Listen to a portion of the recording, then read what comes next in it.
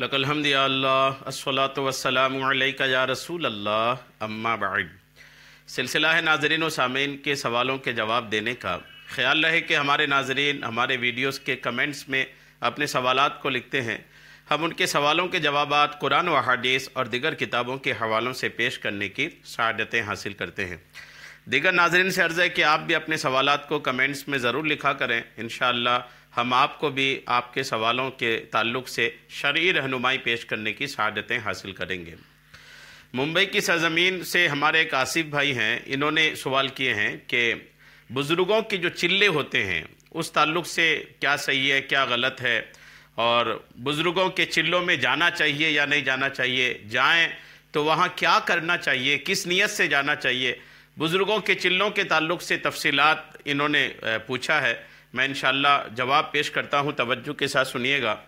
آپ سے عرض ہے کہ پورا بیان سنیے گا تاکہ اس ٹاپک پر آپ کو ساری باتیں معلوم ہو جائے، شریعت اس کے بارے میں کیا کہتی ہے، لوگ اس معاملے میں کس غلطی پر ہے، اسلام سنیت علماء اہل سنت اس کے بارے میں کیا کہتے ہیں، عوام یہاں کس جھمیلے میں کن باتوں میں پڑی ہے، وہ ساری باتیں انشاءاللہ میں مختصر میں آپ کو واضح کر کے پیش کرنے کی کوشش کروں گا۔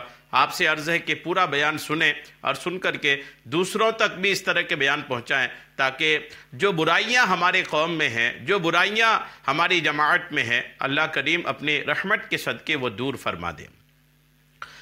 چلوں کا جہاں تک تعلق ہے اس کے تعلق سے ایک حدیث پاک سنیے۔ ایک بدری صحابی کا مطلب ہوتا ہے وہ صحابی جنہوں نے جنگ بدر میں شرکت کی ہو، وہ بدری صحابی کہلاتے ہیں۔ حضرت سیدنا اتبان بن مالک یہ بدری صحابی ہیں رضی اللہ تعالیٰ عنہ، فرماتے ہیں میں اپنی قوم بنی سالم کو نماز پڑھاتا تھا، میں اپنے قوم کا امام تھا، میرے اور ان کے درمیان ایک نالا تھا، یعنی جہاں میں نماز پڑھانے جاتا تھا وہاں اور میرے گھر کے بیچ ایک نالا تھا۔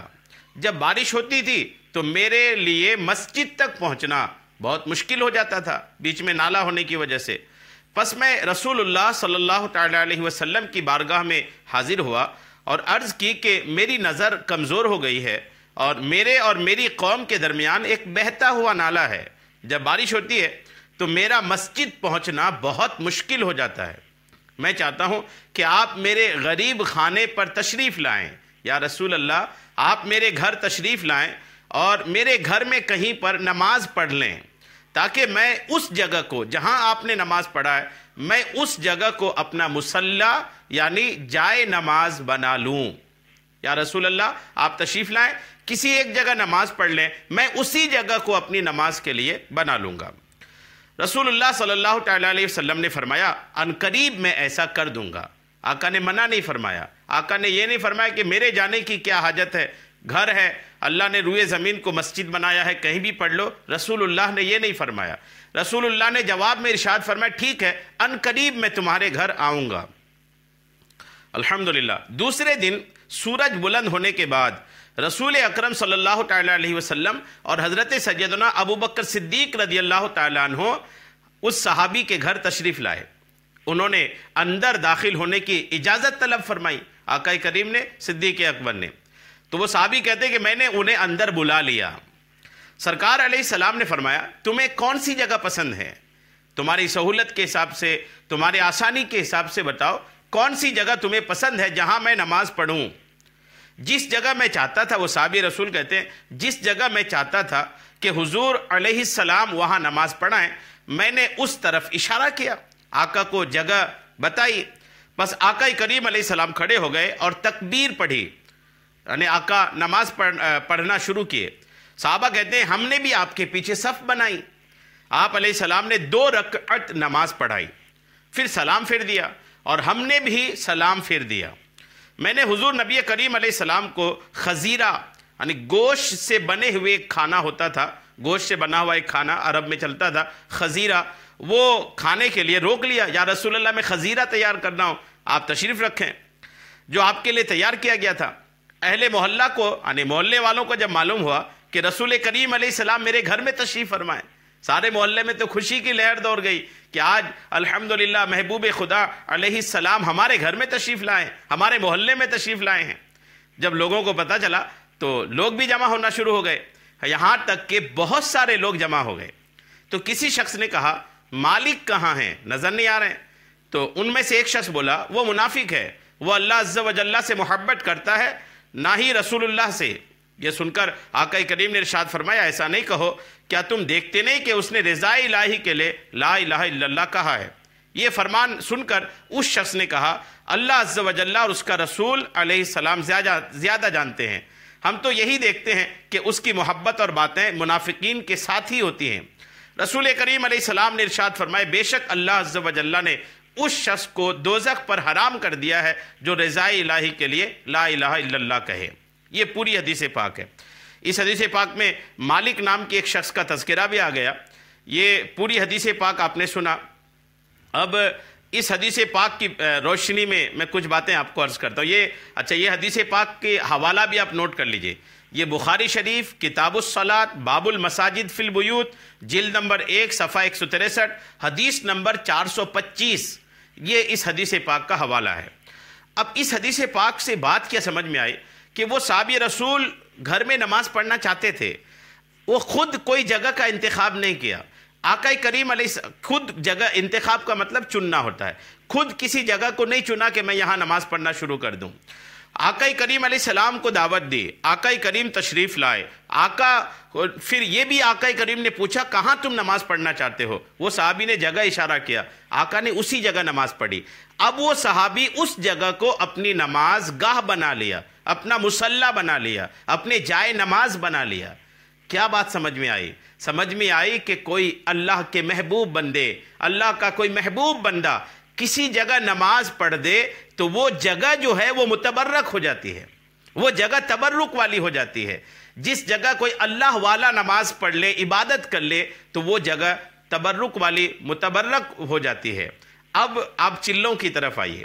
چلہ در حقیقت کہتے اسی کو ہیں جہاں پر کوئی اللہ کے نیک بندے نے عبادت کی ہو، چلہ کشی کی ہو یا عبادت کی ہو، جہاں پر اللہ کا کوئی نیک بندہ بیٹھ کر کھڑے ہو کر عبادت کی ہو، اس جگہ کو چلہ کہتے ہیں۔ جی ہاں، اس جگہ کو چلہ کہتے ہیں۔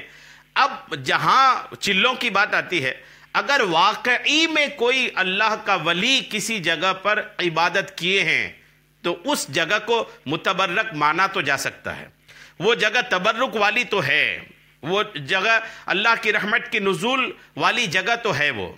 لیکن چلوں کے ساتھ معاملات جس طریقے سے ہو رہے ہیں اس میں بہت زیادہ سدھار کی ضرورت ہے۔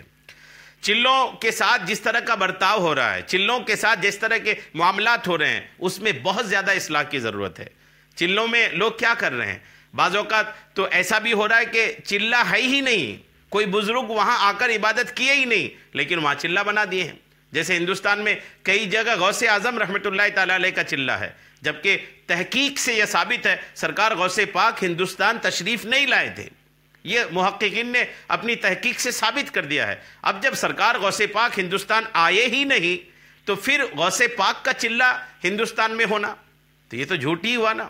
ویسے ہی بہت سارے بزرگوں کے تعلق سے جھوٹ موٹ کا چلہ بنا لیے ہیں کہ یہ غوث پاک کا چلہ ہے، یہ غریب نواز کا چلہ ہے، یہ بابا فرید کا چلہ ہے، جبکہ وہاں وہ تشریف ہی نہیں لائے۔ تو اگر وہ بزرگ آئے ہی نہیں اس علاقے میں، عبادت وہاں کیے ہی نہیں، تو اس جگہ کو چلہ بنا لینا یہ جہالت ہے، نادانی ہے، یہ انتہائی نادانی والا کام ہے۔ اس طرح کے کاموں سے پرہیز کرنی چاہیے۔ اور جہاں پر کسی بزرگ نے واقعی میں چلہ ہے، کسی بزرگ نے واقعی میں وہاں عبادت کی ہے تو اس جگہ کو بھی اس کی بناوٹ، اس کی تعمیر ایسی ہونی چاہیے کہ لوگ اس کو مزار نہ سمجھیں، اس پہ چادر نہ چڑھائیں، مزار جیسا سلوک ان کے ساتھ نہ کریں۔ بعض اوقات چلوں کو بھی لوگ مزار جیسا بنا دیے ہیں، اور مزار جیسا بنا دینے کی وجہ سے ہوا یہ کہ ایک کچھ پشت گزرنے کے بعد لوگ اس کو مزار سمجھنے لگ جاتے ہیں۔ مزاروں جیسا ان کا عرس ہوتا ہے، چلوں کا کوئی عرس نہیں ہونا چاہیے، چلوں میں کوئی عرس کا قیام نہیں ہونی چاہیے، چلوں میں چادر نہیں چڑھنی چاہیے، چلوں کے ساتھ معاملات ویسا نہیں ہونا چاہیے جیسا کسی بزرگ کے مزار کے ساتھ ہوتا ہے۔ تعمیر بھی اس کی ایسی ہونی چاہیے کہ پتہ چلے کہ یار یہ مزار نہیں ہے، کوئی آئے تو پہلی نظر میں ہی دیکھ لے اور اس کو سمجھ میں آ جائے کہ نہیں یہ مزار نہیں ہے، یہ کوئی چلہ ہے۔ اور اس جگہ میں کوئی تحریر بھی کوئی ایسی لکھی ہوئی ہو کہ بالکل انجان آدمی بھی آئے تو پتہ چلے کہ یار کوئی چلہ ہے بزرگ کا، واقعی میں چلہ ہو تو اس میں بھی یہ ساری احتیاطیں کرنی چاہیے۔ اور پھر یہ کہ وہ صحابی رسول نے کیا کیا، آقا کریم علیہ السلام کو بلایا، اپنے گھر میں دعوت دیا اور آقا کی جگہ کو مصلی بنایا۔